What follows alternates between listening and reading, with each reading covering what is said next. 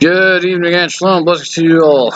Welcome to this episode of the Watchdog. We are having a pretty awesome interview today. Going to be with one Adam Kokesh, Libertarian presidential party candidate, actually. So excuse the noise here. Just getting a Skype call. I got an answer. Hello, Mr. Kokesh. Hello. You hear me all right? I was in and out for a second there, but now it's good. All right, I'm good on my end. Can you hear me now? The connection seems there's a bad lag on the audio. There's poor connection. I don't know if that means it's on your end or it's on my end. I'm just using my phone, which is generally pretty reliable, and I got 4G right now, so it should be okay. Can you hear me all right? Yeah, I can hear you perfectly fine at the moment. It says that I have the connection to the internet here at the library. I don't actually have my actual internet set up at the moment, which is why I had to be down here, unfortunately. But it says it's got 3 bars out of the 4, so I think it's good. All right, let's see. Yeah, it seems to be not lagging now. All right, awesome. Well, so thank you very much for coming on to the program here. It's certainly awesome to have somebody, of any caliber higher than us at all, let alone, somebody as high caliber as you. So I certainly appreciate you taking the time out of your day to do this. I don't know if I accept your caliber of person paradigm, but I appreciate the flattery. Thank you. Well, so I want to ask a few questions very briefly before we continue. So first off, I just wanted to point out a few things for the audience here, just so we're perfectly clear. I know this is kind of a ridiculous thing to have to say, but you have to say it in the modern day. Neither party here is responsible for anything but the things that they themselves have said. Obviously don't want this to be overly confrontational, but just so anybody in the comments section doesn't get the wrong idea. You know what I mean? So I think first things first, I just kind of want to get some general questions about your campaign. What was the motivation to say that you wanted to run for president? Well, I don't want to run for president, and I know that sounds cliche, but as you'll hear from the story, I'll do my best to sum it up for you. You'll see that is kind of uniquely legitimate in my case compared to any other presidential candidate who's tried to pass that fluff as legitimate. But right. It started for me way back in 2012, and it was a conversation I had with Jason Burmis, the original info warrior at Bilderberg in Virginia. And I was just there covering it and, hanging out with Alex Jones a little bit. And it was a good time. And we were debating statism versus freedom. And at some point he said, well, what would you do if you were president, or something to that effect? And I'm very much simplifying the conversation, of course. And I was like, if I was president, what do you mean, what would I do? I would quit, go home, and get a real job. And then he goes, well, no, what would you really do if you were president? And I had a moment like, well, what would I do? But then I realized that what we're talking about is very aptly covered by the story of Lord of the Rings and the Hobbit and the idea of the Ring of Power. And it's like, no. What are you supposed to do when someone gives you the ring? You don't put it on. You throw it in the fire. And I said I would get rid of as much as I possibly could. And he said, well, what would you really do? And he started challenging me, and it was a great conversation, and we're still friends now. And he really was the impetus for this. What got me started thinking this way, because he started asking questions. Well, specifically, what would you do about this? What would you do about that? And I realized that the answers weren't difficult for any of them, and to really satisfy that premise of throwing the ring in the fire. And so what this has developed into over the years is the idea of localizing the federal government completely down to the state level, getting rid of the just completely illegitimate, destructive part, the legitimate things, the services that it provides, at least getting them down to state level control where they're more in line with the needs of the people. And when people say that I'm a presidential candidate, a part of me dies inside because I'm really not. It's true that I'm technically running for president, but it's more accurate to say that I'm using my candidacy to turn the election into a referendum on whether or not the federal government should be allowed to exist at all, and whether or not we're just better off without it. And if we decide that we're better off without it, how do we have a peaceful transition away from this centralized power structure right now? And so what I'm suggesting is a peaceful, orderly, responsible process of localization that leaves us with 50 independent states and up to 562 sovereign native nations. And I am resigning on day one. We essentially declare the federal government bankrupt and of no authority. So federal laws are no longer enforceable. It becomes a custodial institution. I immediately resign. I mean, the idea would be that if I'm president, it's a purely ceremonial, thing to swear in that day and then go sign, one executive order, pile of executive orders. But basically, as soon as I sign that, I resign from the presidency to become. I think the appropriate title would be custodian of the federal government, and that's what we're doing with this campaign. It's been really exciting to see how many people are going, yeah, this might be an idea whose time has come, and if we are so lucky to get the Libertarian nomination with this platform, I'm very confident that we can plant the flag on this idea in 2020. We can break 10%, have a breakout year for the LP, and if this is an idea whose time has come, I think we could find out as soon as 2024. All right. And so with that, I think there are a few questions that immediately come to mind. First one that I think would be most on my audience's mind would be, what is your personal view of the United States Constitution?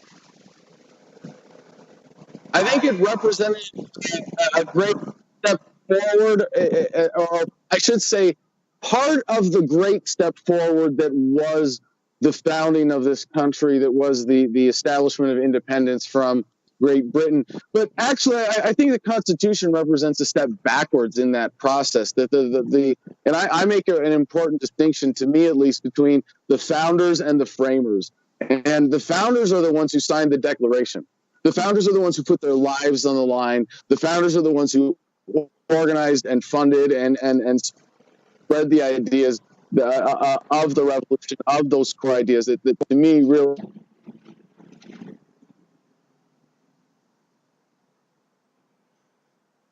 the Articles of Confederation prior to the Constitution, which was a more decentralized model. I would have said we were better off, and the creation of a Constitution was a step backwards from that. And one of the unfortunate consequences of that is that it created this psychological trap almost that we all fall into, where we have a hard time separating what is America, the people, the country, the government, and realizing that the government has become an anti-American institution in so many ways. And it's really hard to make the case that at least at the federal level, we'd be better off without it. So it is interesting. There's a lot we agree on, and you actually just touched on some of the issues that we disagree on. But I do want to save those a little bit for a little bit later, just because there's a few more questions I wanted to ask in regards to just some kind of current situations. If we localize the government, then of course you'd still have issues like police brutality, issues like corruption in city councils and things like that, which have actually arguably been equal to the amount of problems caused by the federal government at this point. In your view, is there anything that can be done collectively for us to try and reduce that, or does each individual state maybe have to do it on their own, or how would you feel about that? Well, I mean, I think we're really on the same page, wanting to transition from a government, public safety justice system to one that's more either market or militia based or at least community based. And I don't think there is one silver bullet. There's no panacea. I mean, if I was trying to pander to you, I would say, well, hey, the federal government, militarizes police forces with a lot of the ways the money comes in and goes through defense contractors. And the legal structure established by the federal government creates ways in which that it makes it more difficult to customize the public safety and accountability, the legitimate justice services to meet the needs of a community. Instead, they meet the needs of the corrupt sponsors of the federal government.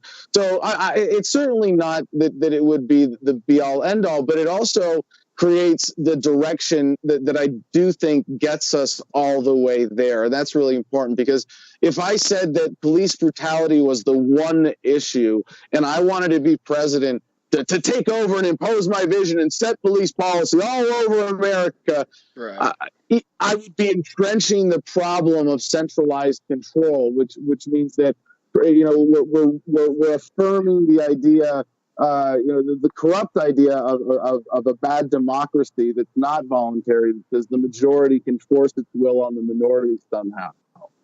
And I don't believe that that's ethical. I wouldn't want to do that. I wouldn't try to do that. I wouldn't even claim to have the authority to do that. But what I'm saying is that at least we can take this first step.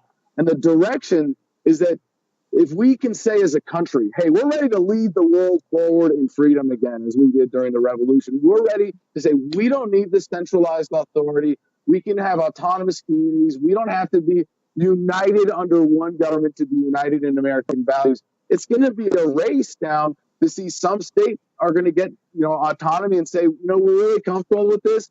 We can get our state government so under control that it's insignificant in our lives. We don't really care. It's not worth bothering to go any further. But in most states, it's going to be like, all right, let's get down to the county level.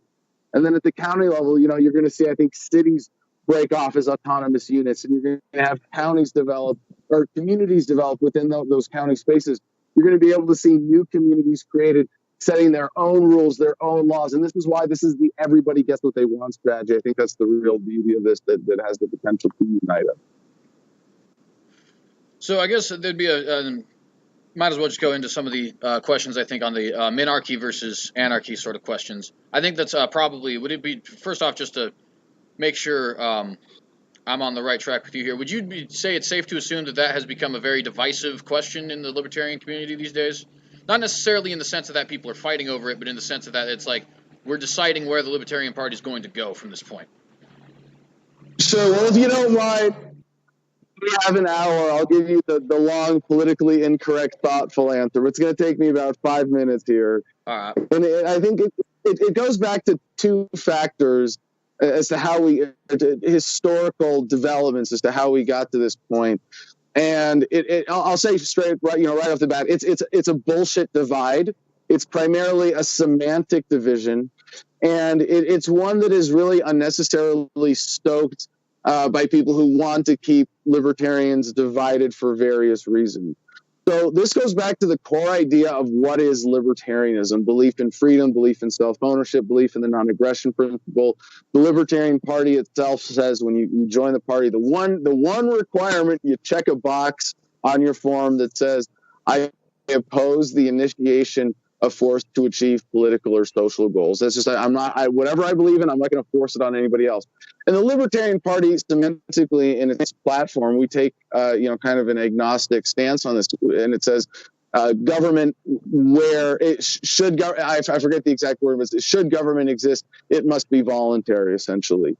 And so this is where the first historical event in my narrative comes in, and that's Murray Rothbard, who really is the intellectual godfather of libertarianism. When he coined the term anarcho-capitalist, he really took the two worst possible terms to describe what he was talking about and combined them into one term guaranteed to offend everyone. And part of it is that what we're talking about, it's anarchist in the truest sense of the word of no rulers, but it's not necessarily no government. If we say, like, you can have student body government, if you want a community government that's voluntary, if you have a commune where people choose to opt in and you're not forcing your rules on anybody else, we're cool with that. So I don't think, like, I'm a voluntarist. I think the ideal that all human relations should be free of force, fraud, and coercion, that they should be voluntary. I don't care if you have a thing or a group of people or an institution, organization that you call government, as long as it's voluntary. That doesn't bother me in the slightest. It's a semantic thing. But when we look at what government is today, it's clearly, well, when we talk about the sovereign entities that cover the globe called government, they are coercive monopolies, territorial coercive monopolies on violence or the initiation of force. And so when you look at that, you go, this is unethical. Now, not everything it does is unethical, but its premise is unethical. So, again, anarcho-capitalist. We're not really anarchists in the sense of no government. Just if you're going to have government, it has to be voluntary. So you could say that's anarchist because there's no rulers. But now it's semantic, and it's not in line with the way that anarchy has been used in the past, right? Mm-hmm. But a lot of people respond to that when, you know, as libertarians, we all, or as just people waking up to just how screwed we all get on an ongoing basis by the current power structure. You know, we go through an angry reactionary phase, and for a while, to me, it was like, well, Murray Rothbard calls himself an anarcho-capitalist, I'll do that. But I think what I was missing is this deeper point that, like, the word capitalism, for example, even the word capitalist, like, and I believe in that. I believe in the ideal of capitalism, of self-ownership and free trade and ownership of property, the definition, an economic system based on ownership of the means of production. My body, my mind being the ultimate means of production, your mind, your body being your ultimate means of production that you own absolutely. But in a sense, that's a conclusion, just like anarchist is a conclusion. I don't have a problem with a bunch of socialists getting together on private property and coming together voluntarily and creating a community where they say our economic system is socialist. I could, you know, twist semantics and go, no, because it's voluntary, it's capitalist, but I don't care to play those games. So the term anarcho-capitalist came in, and I think it's not even accurately describing what it's trying to describe. With all due respect to Murray Rothbard, I think the term voluntarist is much more effective, or simply libertarian. And this is where what I've found is that all libertarians unite on, is that we all want to check that box. We all want to say, yeah, we don't want to force our views on anybody. And it's really kind of sad, although it's kind of understandable that of all the ways that our political enemies, if you will, I shouldn't say enemies. We don't have any enemies in the Libertarian Party. We just have people who haven't learned to be our friends yet. And I think there's a different attitude that way with the LP. But so we all are united in this respect for individual human rights, the right to self-ownership, and the ideal of voluntary relations. We have different ways about how to get there, and there are different ways that you could divide libertarians that might be more precise versus, anarchists versus minarchists. I hear a lot of people who identify as minarchists say, well, I believe in the anarchist ideal, but I don't think we can get there. And it's like, well, then you're an anarchist. You're just a really anarchist. Like, and so there are people who describe themselves as moderate libertarians or pragmatic libertarians.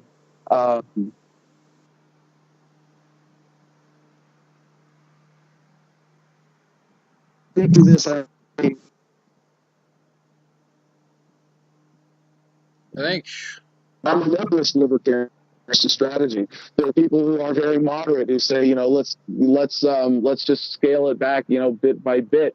There are people who are sort of constitutionalist libertarians who say, I believe in this libertarian ideal and the Constitution is, yes, coercive, but let's use that as a guide stone to get it back to some libertarian ideal or to pave the way.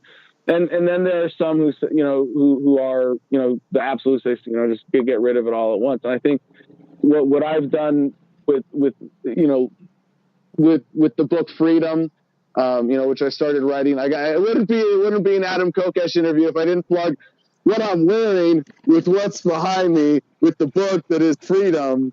But you can get this for free in every digital format possible, including audiobook at thefreedomline.com. So this is where I first articulated the idea of localization. Not that it's original, it's stuff I've got from lots of different sources, and bringing that to life as a possibility with this presidential campaign. I think that again has it's kind of it's not. I don't want to say it's a new idea. There are no new ideas under the sun, but I think what I'm doing with it is at least a significantly new application of this idea that really has the potential to unite, like I said, not just liberals and conservatives, who want their government experience to be more in line with their values, but it really makes all of these sort of insignificant libertarian divisions irrelevant. So I do want to kind of, so one of the people I supported very strongly actually in the 2020 midterms is actually the Nevada gubernatorial candidate, Ryan Bundy. And he said actually what I think should be a famous quote, but it's not, every state should be its own sovereign, which I greatly believe. But it does seem to me that to a certain extent that was what the intention of the Constitution was in the first place, with the exception being that we come together for reasons of military and that you can't tell Idaho or that Idaho can't tell California that they're not allowed to trade with each other, kind of thing. Yes, those are the excuses, right? It's just this. We're just going to, just the military, just taxes, just intellectual property, just slavery, just interstate commerce, just international relations, just protecting your rights, just a few little things. We promise we won't get into anything else. Well, and to a certain extent, I do think, obviously, there was the idea that you wanted to hold it back to a minimum as to the smallest extent possible. But I think, and it's specifically, I think one of the big ones, there's three that I think are the biggest. I know the roads is the meme, but roads, I think we've proven we can get roads done with the private sector, no problem. The big ones to me, and I think the big ones to say, the majority of other people who would say they are monarchists or really constitutionalists, to be a better term, is how do we defend ourselves from people like Russia, from people like China, from people who at some point will want us dead, right? We know that. The part of the reason that some of the people on the conservative side like Trump, which I am not actually one of those people, just to point out, but part of the reason that they liked him is I'm not going to let you violate our national sovereignty kind of thing. So if you just, in a hypothetical world, right, you have somebody like I don't want to badmouth any current leaders just because I think there's a lot of misinformation about them, but like an Adolf Hitler, right? He wants to come into your land and forget the Holocaust and all that, just the invasion portion. How does a society, in your view, defend against that? Well, this is where I think we can turn back to the wisdom of the founders, and they advocated against having anything like a standing army because they had already in the 1700s, from their experiences in Europe, seen that when you trust monarchs with standing armies, that they are abused. And that's always been the case. But they also knew from their experience in the Revolutionary War that a ragtag militia could defeat the greatest empire in the world. And I think if we apply those lessons consistently today, the more that we localize government, make it a defense-based one, the more we have something that's in line with the founders' vision that the best defense is a well-armed population that refuses to be governed by anyone, that will not submit to anyone else's rule, that would be ungovernable, that would say, you can come into this area if you want, but if you try to send a tax man on my door, he's going to get shot in the face, just like the last guy who tried to do that. And I know that's taking it to the extreme, and I don't think that would be necessary. But also the world that we live in today, I think that if anything, the United States military, both for its domestic and its foreign actions, has proven to be one of the most dangerous and the least trustworthy in the world. And I say this from my experience in the Marine Corps, as well as even just a casual, honest reading of history. But what other government has dropped nuclear weapons on actual cities full of civilians who, at a time when all of the military officers in the Pacific said it was unnecessary to end the war, that it was done for a host of corrupt political reasons. Like that's the consequence of trusting the government with defense, is that people will die unnecessarily. If a country is coming to invade, you want to send your best and brightest in a line and have them meet up and make it really easy for the death toll to skyrocket? No, let the invaders come in. Let them die being shot in the back if that's the case. There's so many better ways of doing this than with a government that are more effective, more efficient, more just. The founders were right. Simple as that. And then, so then the second portion of the I think majority, like the main questions. I don't know why I said majority. It doesn't fit. The main questions that would be asked is things like trade. So, there's the obvious example of, say, the state of California doesn't like the state of Idaho for various reasons. I mean, we have huge cultural demographic differences, right? Almost to the point of where, you hear people talk around here in Idaho and you almost wonder if they're talking about their own countrymen. You know what I mean? And I'm sure it's the same in California as well. So you imagine there could be a situation where California maybe doesn't want to send avocados or something up here, and maybe Idaho doesn't in return want to send its potato product, which is 90-something% of the entire country, and then you have famines and such like that because people aren't trading with California. How do you think we would best be able to get rid of something like that, where we just have so many bickering egos on the continent that it doesn't seem we can actually have commerce the way that we did in the past?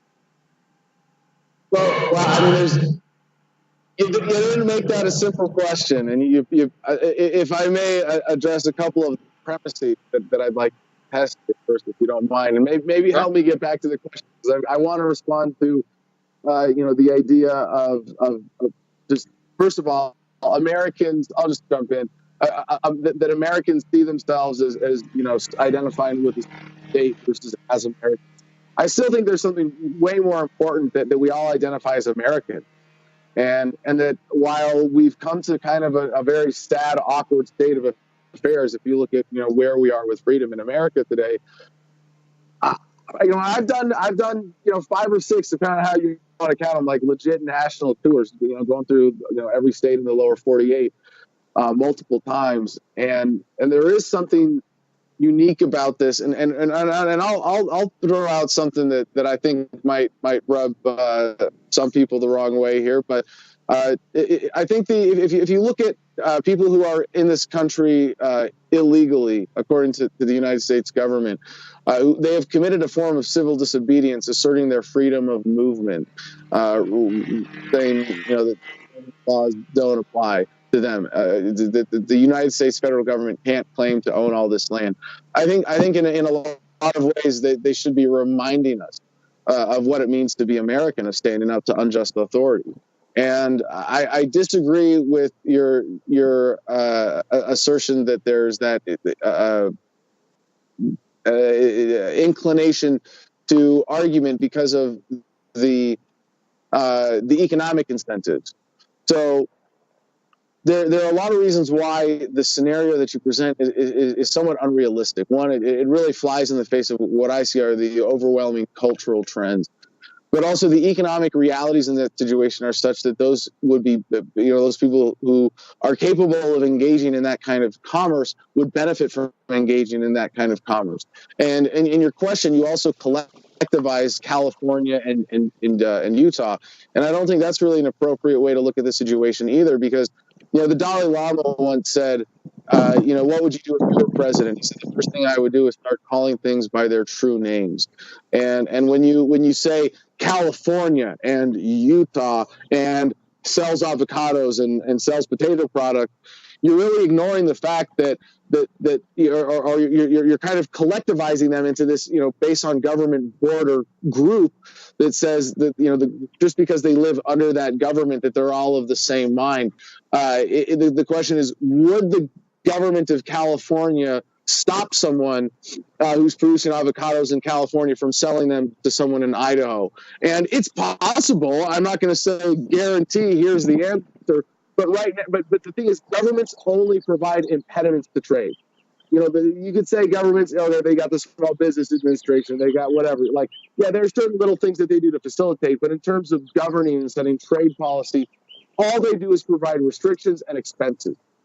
Excuse me, I'm getting over a sinus infection. It's been an intense couple of weeks on the road, so I apologize for my extra noise here, my nasally voice. But the other thing is, I'll just end with this one point. Excuse me, that I think is really important about this idea of Americanism. We don't own Americanism. It belongs to humanity as part of the heritage of humanity moving forward. It is something that some people living in the United States, have lived in opposition to their entire lives. It is it is an ideal that some people who live outside of the United States have dedicated their entire lives to. And the idea of America should not be, let's protect and preserve this thing that we've got exactly as it is. It should be, let's promote Americanism to humanity. Let's spread that. Let's make that inclusive. Let's grow that. Let's set an example. Let's show the way forward again. And this is why I say it that way, is that the American Revolution showed the way forward for humanity away, at least to a large degree, from monarchies and arbitrary central authority. But now it's become this gross centralized, or the federal government at least, has become this gross centralized institution that really now is arguably the biggest bully in the world and the most anti-American institution in the world. And with this platform, and if I may just shamelessly go back to that, when we talk about localized federal government, there are 22 million people who work for the government at all levels in the United States. Only 3 million work at the federal level. So we're really just talking about getting rid of this destructive layer of fat at the top. Some of it gets localized, but it's really what's radical about this is that when I mean radical in the best of it, getting to the root of the problem, it is that the more you centralize power, the more corrupt it gets. I'll stop. I'm so excited. I appreciate the opportunity to ramble, but man, feel free to interrupt. Oh, you're fine. You're fine. I'm loving a lot of the rambling. So, I do have a question though, because I think, to a certain extent, when you say you're talking about these arbitrary borders, I think to a certain extent that is true, but I also think to a large extent it's not as well. And let me kind of explain what I mean. So, I am personally a pretty devout Christian. And I see in my book very clear commands to, regardless of, even adultery, one of the worst sins in the book, according to the book, right, is one of those things where Jesus says, he's who's without sin, cast the first stone. And yet that ideology has been used to murder millions of people. Millions of people. I don't think that's, deniable by anybody. You have organizations like the Catholic Church, and even Westboro Baptist, I would argue, isn't quite as bad as their reputation, but they're still hateful, definitely. You know what I mean? And I think the biggest thing that I question there is those wars, even more so than abuse of the ideology, has always been a cultural divide, right? Like they speak a different language, or they worship a different god in some cases, or they have different politics.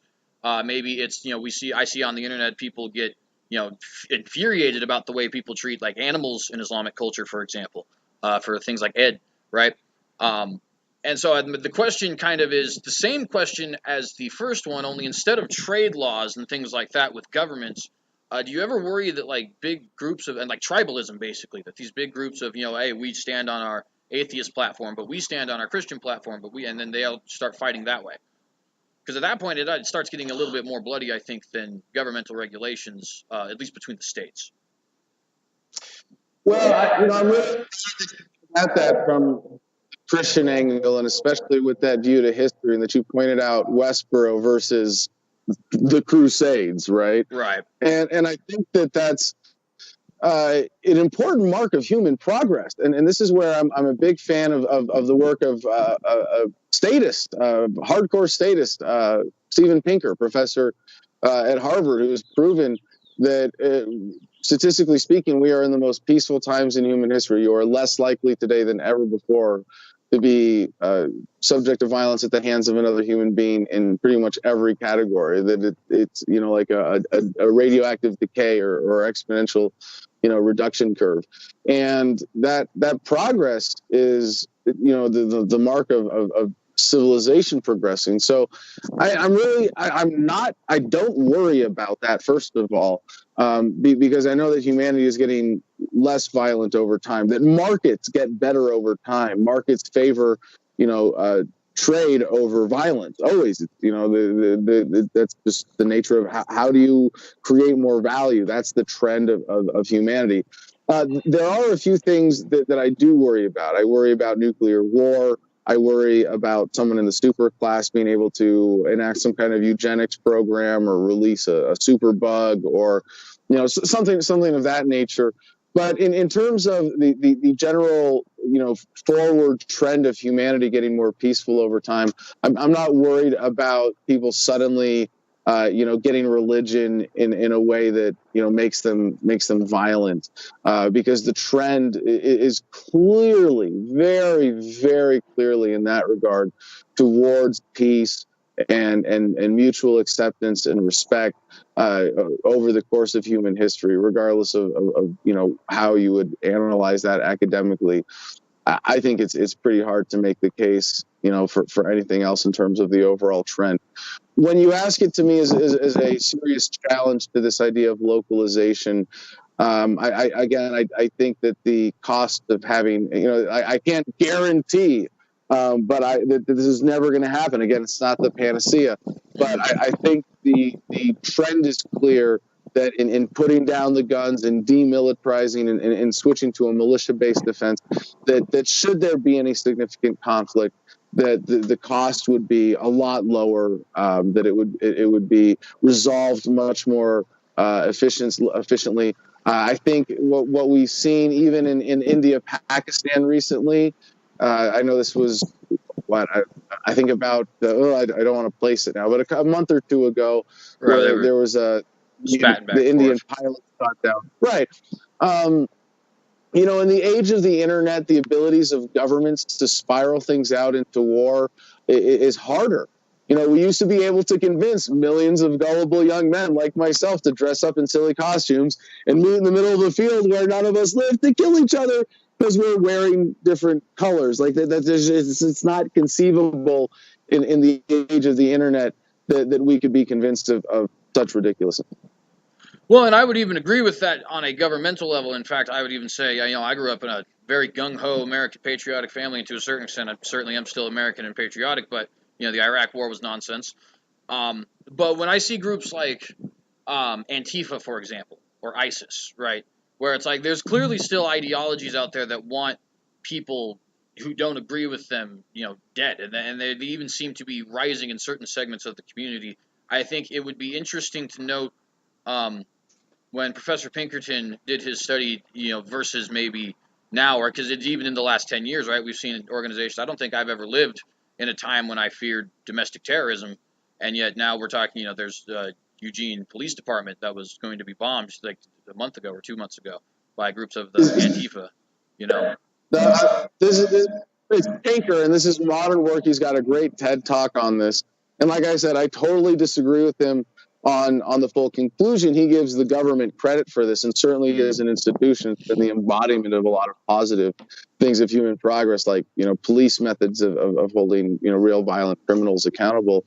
But what you see, if the worst that you can come up with is Antifa, I think we're doing okay. I've been directly, confronted by Antifa. I'm not scared of them. And again, it's a process of 2 steps forward, 1 step back. But when you step back, and this is where Professor Pinker's work gives you a great sense of the global and historical scale of violence and how it connects to human nature and psychology, this huge overall decline. Even ISIS, and I would argue that you want to be afraid of ISIS. I would argue that ISIS is largely a government and media creation in the first place. And even if it's not, even if 9/11 and everything about the 9/11 Commission report was true, and all the government's inflated numbers are true, it doesn't change the course of this historical curve of violence declining. And it really wouldn't amount to a blip on the radar in terms of the scale of human violence and destruction. It's been largely written out of history. And that's, again, where Steven Pinker does a great job of going back and doing an appropriate survey of history creating this composite vision that gives you this clear, decay curve. Right. Well, and I would like to say, just as because I do kind of want to get your opinion on this. It's an idea that I first heard from Joe Rogan, but which I know, people always say that, if you get your politics from a comedian, don't expect it to be a joke. But to be fair, he is not just a comedian anymore, right? He's an interviewer. He's certainly a socialist and a statist, and I got a lot of things I disagree with him on. But So my favorite saying about that was, I get my news from Jon Stewart on Comedy Central, and I get my comedy from Fox News. But yeah, that's funny. Well, he said, though, he made the point. He was like, it's easy to look at a group like Antifa and say, yeah, I'm not that worried now because they're not that bad now. But 2 years ago, they were just protesting, and then they were hitting people with bike locks, and then they were showing up with rifles. And it's like, at this rate of progression, the logical conclusion is eventually violence, especially, the bombing thing just happened. They caught the bomb. There wasn't a Eugene police station bomb, but it was January 29th. They put bombs in the Eugene police station, right? And it's like, 2 years ago, there was no Antifa going to do that. I mean, and in fact, I would argue even before the Milo riots in Berkeley, there was probably virtually no threat of domestic terrorism at all. Islamic, white nationalist, it didn't matter. I mean, we lived pretty safely, and now it seems to be like they are progressing at a very fast rate with violence. How are you killed? Well, but to be fair, the brown shirts didn't kill anybody in their first decade. They were just violent. I think we live in too much of a different era. I don't think it might be the same trend.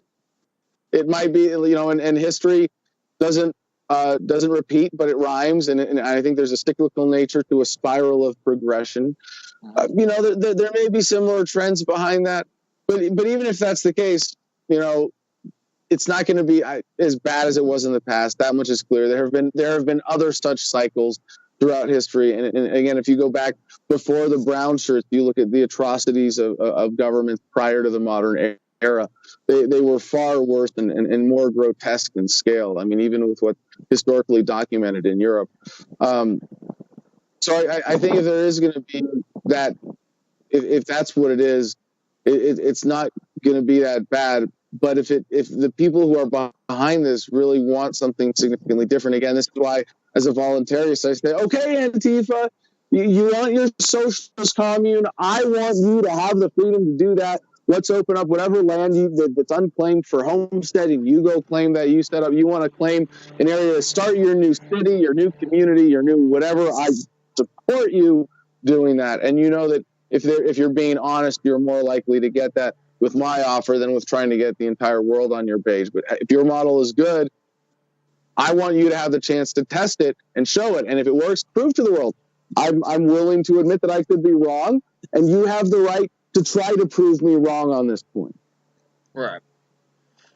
Well, and so I think that's basically got all the rounded edges, if you will, on that. The last thing I think that I wanted to kind of ask about, and this one is, now I will freely admit something really quick that I have over my lifetime, and you actually have helped me tremendously with this.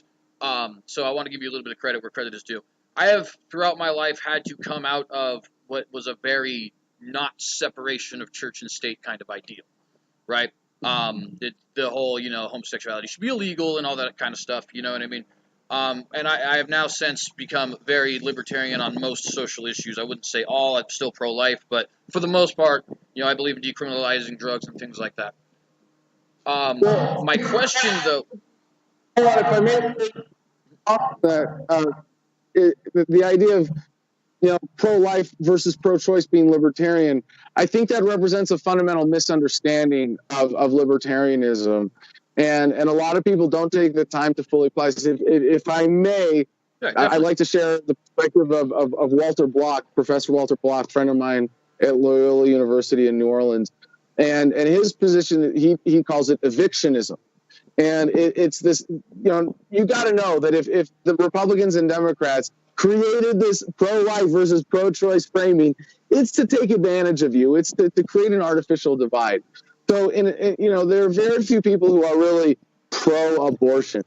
So, how do you square as a libertarian? The mother owns herself, and the child, as an independent life, at some point also owns itself, him or herself, right? So you have to be able to have a way of approaching this that takes both of those into account. And it's not pro-life, pro-choice is really the incorrect framing, because if a mother's life is at risk, you want her to be able to have safe access to abortion, right? I mean, if it's to say, you wouldn't say, no, if even though you're both going to die, you have to just have this child, right? Right, at least save one.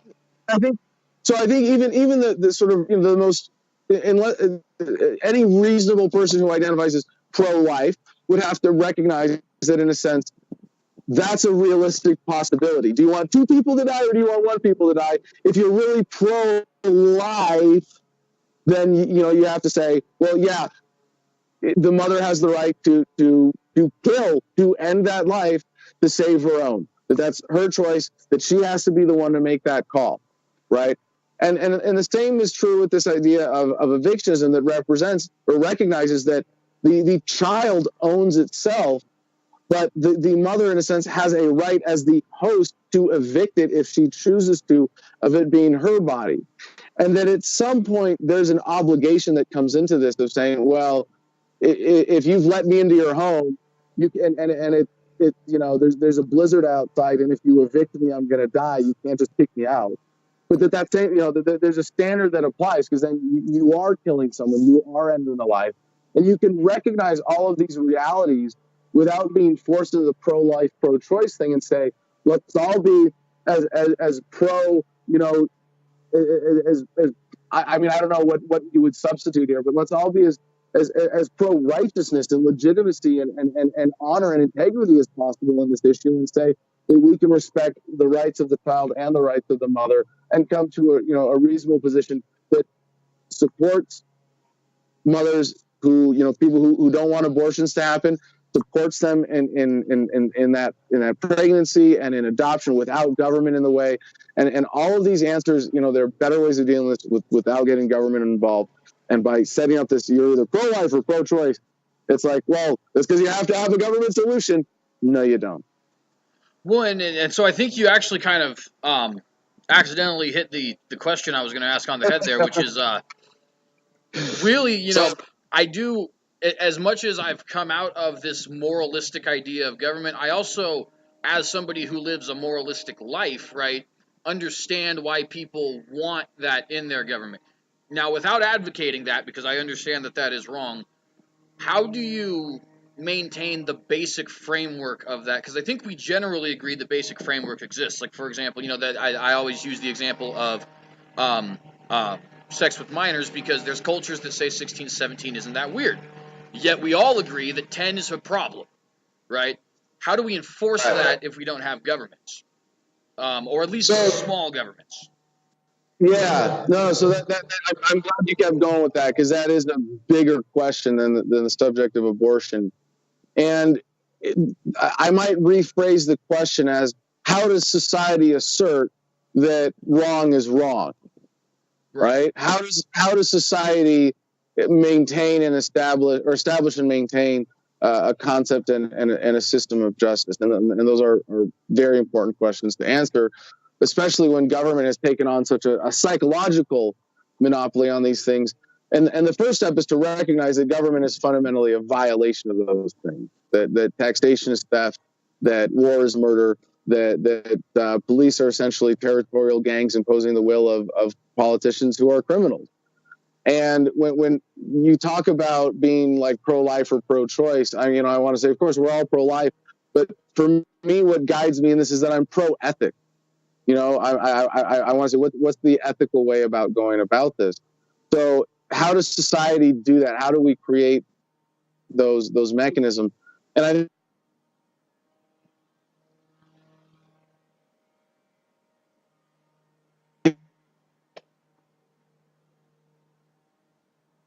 I think I'm having a little bit of a lag here at the moment.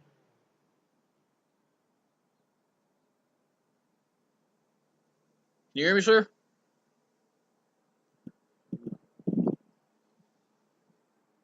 in the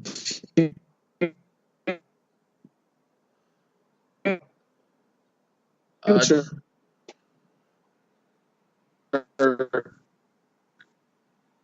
Can you hear me, sir?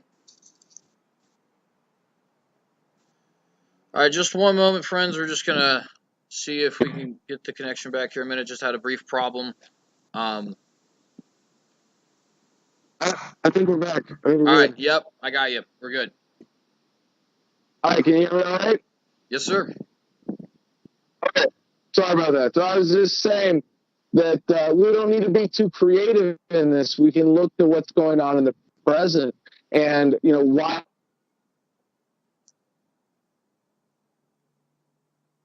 do you not go out and murder your neighbors or your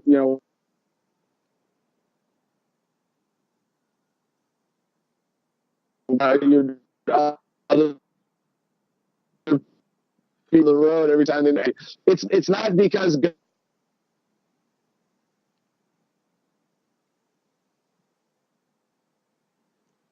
Oh, shoot.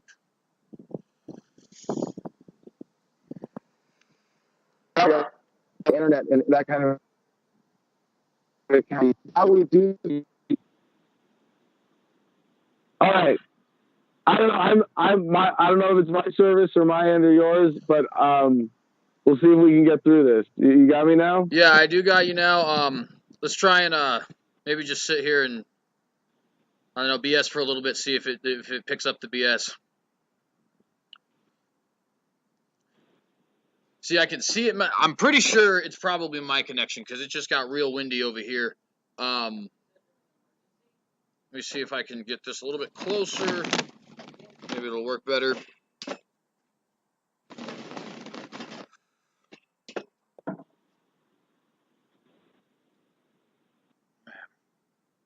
Well, I wanted to apologize to you guys, everybody who was watching.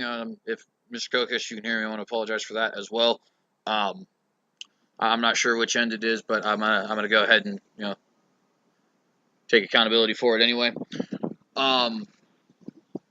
As soon as I can hear audio again, I guess we will try and continue, or if we can, shoot. You would think in 2019 the wireless connection would be better than this.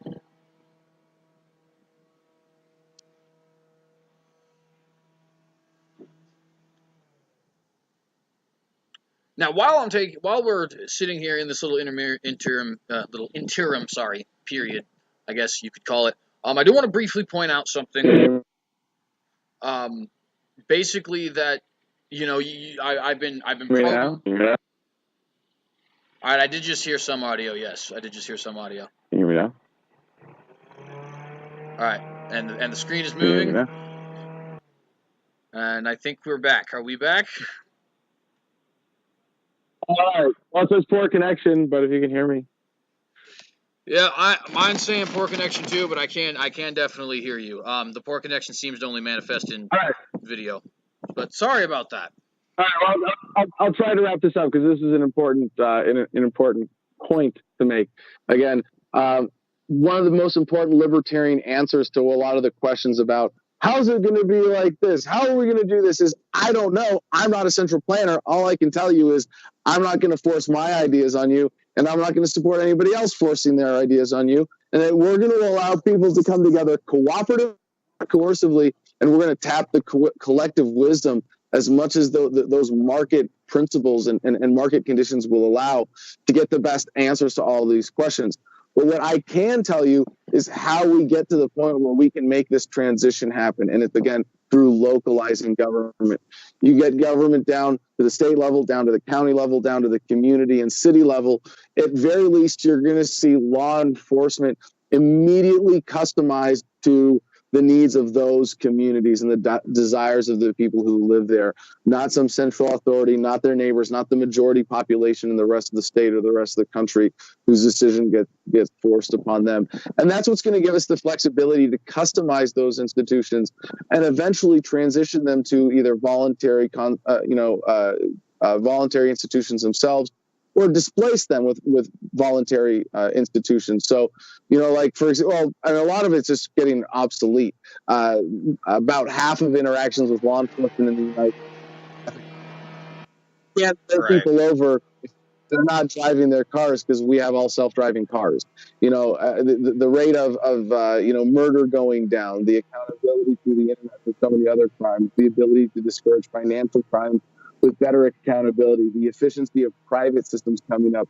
Eventually, what we think of as law enforcement today as the public safety functions and accountability for criminals as police are going to become very small naturally, as we free up a lot of these market functions, as these technologies develop, and this is not stuff that like is new to me or new from me in any way. This is pretty widely accepted that, we're on the verge of some major technological leap over the next 5 to 10 years. Self-driving cars are already here. It's just a matter of how soon can we implement them. And if anything, I think government slows that down. 40,000 people die every year on government roads. It'd be a lot less if they were, a community-controlled, more private-based, and determined by market forces that are going to, put in the incentives to make them safer.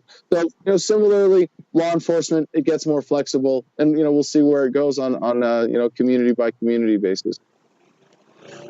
And thank you for that. I want to wrap this interview up with something that I think we probably actually agree on. In fact, to be clear, I do want to just point out we probably agree on like 75% of everything, to be honest. So this interview is obviously maybe even more than that. This interview is obviously meant to be slightly contrarian, but I just want people to know I do greatly support the work you do, Mr. Kokesh. I am actually strongly what would be the word? Contemplating voting for you. I can't stand Trump, and I loathe everybody on the Democratic side as well. So, but there's just obviously the questions that I like to ask, get political discourse going, and all that kind of stuff. But I do want to wrap this up. C.J., if I'm yeah, go ahead. Yeah. The most important thing is to get involved with the Libertarian Party, because I want obviously you're not a Republican, you're not right. In terms of like the people who represent the Republican Party, at the national level.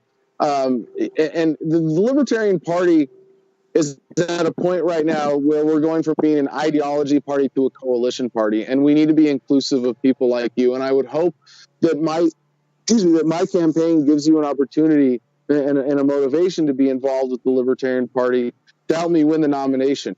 Even if you don't vote for me, to say, hey, let's get someone who's going to, really bring an interesting message, who's really going to challenge the thinking of the two-party system fundamentally.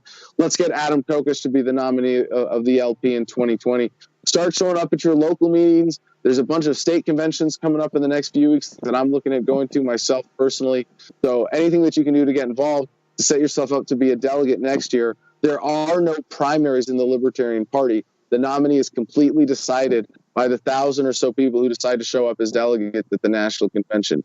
And if you went to your state convention before, that's really usually all it takes. Fill out a couple forms. There's a few other little hoops in some states, but it's really easy to get involved and have a big voice, in a party that's growing faster than any other in the United States right now. I'd certainly agree, and I'd even say, I think if we could manage to get you the Libertarian nomination and Jesse Ventura the Green Party nomination, and get both of those parties at least 1 million votes, I think it would do a lot for political discourse. Whether Absolutely. or not, yeah, exactly right. And it's regardless of whether or not people agree with Green Party ideals or Libertarian Party, not the point. It's just to get the discourse going. I think would be great. And I wanted to end this on something that I think we would probably agree on. So, and I'm not entirely sure because I've never heard too much talking about it, but I know that you've been a frequent, I guess, guest on Alex Jones' show in the past and Ron Paul and stuff like that.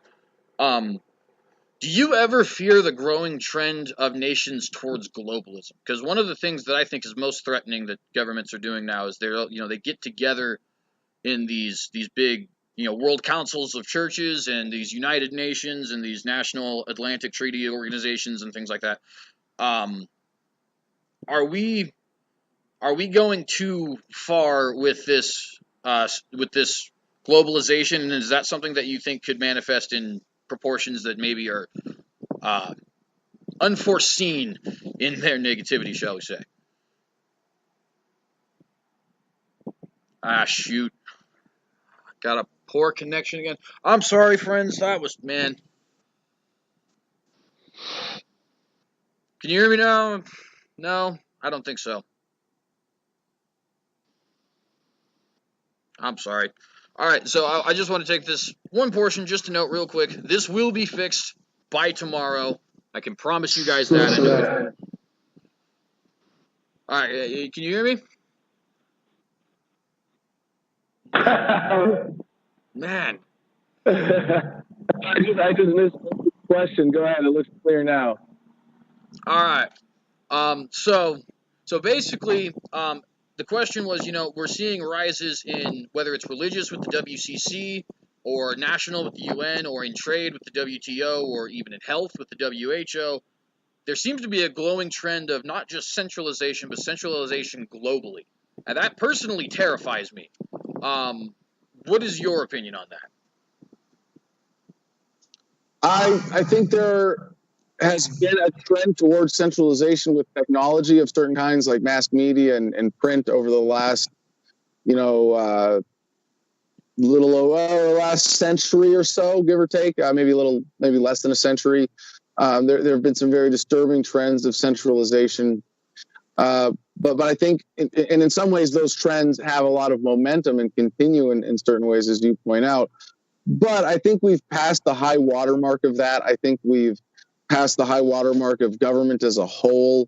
And what we see now is a beautiful trend toward decentralization with Brexit, with the Scottish independent vote, with Catalonia, with all the various independent movements in the United States. You have the state of Jefferson in California, the 51st State Project in Colorado, Vermont, New Hampshire, Texas, California that wants to split off as its own state, or possibly become as many as 6 different states. Hawaii, Alaska, a lot of states in the United States have had distinct independence movements throughout the world. I think there's a general trend of just like, hey, it's the age of the internet. If we hold a vote and we say we don't want to be a part of your big club anymore, are you really going to send police to stop us? And the answer in Catalonia was yes, they're going to send police to stop you. But I don't think they can get away with suppressing those movements the same way that they used to be able to in the past. And I think that growing sentiment is going to be the dominant trend of political reorganization. And some of it's going to be, sort of ethno-nationalists breaking away, and it's going to be, difficult at times. There's going to be a lot of challenge. It's going to look good. It's going to look bad. There are going to be some negative short-term consequences. But I think pretty quickly, the overall long-term positive consequences of decentralization of power are going to become obvious pretty quickly. So I'm actually pretty excited about that. I think it's an exciting time to be alive. Well, and I certainly hope to see that. That would actually be pretty cool. And I will say this much too. If I would prefer to be wrong than right on the things that we disagree on. You know what I mean? That would be a better society, most definitely. So, with that, I think that wraps up. We're about an hour and 2 minutes at the moment. So I think that's about everything we got here. Just out of curiosity, would you ever be willing to come on again when we possibly have a better internet connection? Yeah, absolutely. Let's do an update sometime early next spring as we're getting into the next Libertarian Party convention season. Yeah, definitely. Let's do it. I'm down. All right. You have a good rest of your day, sir, and thank you very much for being here. Happy to help. All right, so that was here with Adam Kokesh on the Watchdog. Those of you who were watching this live, you did not see anything, but we are going to be posting this video later on tonight with the full Skype interview. You'll be able to see Mr. Kokesh's lovely mug as well as my own. And yeah, so that was the interview there. As you can see, right, you certainly get a general idea of what Mr. Kokesh is about as far as his presidential campaign is concerned, or as I've seen him put it, actually. I should have brought this up on, during the interview. He's running for not president, as he would say sometimes on his Twitter. But, and I do want to stress, despite a lot of the things that I know we disagree on, I